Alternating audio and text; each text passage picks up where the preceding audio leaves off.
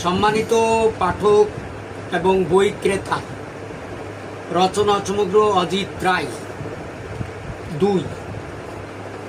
বাংলা সাহিত্যে একসময় এদের রচনা, এদের উপন্যাস পড়ার জন্য তাকিয়ে থাকতাম, কবে কখন কোন বই আসবে সেটার জন্য। অসাধারণ লেখা, ভাষা ভঙ্গি চলে এত অসাধারণ। যেরকম যোজন ভাইরাস খুবই ভালো, ধান বা ইতিবৃত্ত অসাধারণ। তার নিয়ে একটা কোটেশন হচ্ছে সেখানে, যেরকম যখন নিজে লেখালেখি শুরু করলাম, জেদ ধরলাম আমি মাল তুলব সলিড জমি থেকে, কাকড় বাকড় শুদ্ধ, ঘাস আগাছার দানাও লেগে থাকবেন তাতে, কেননা মাটি ছাড়া তো সাহিত্যের দানা পানি অন্য কারো জোগাবার কথা নয়। শুভম চক্রবর্তী কর্তৃক গৃহীত সাক্ষাৎকারটা অজিত রায় নিয়েছিলেন।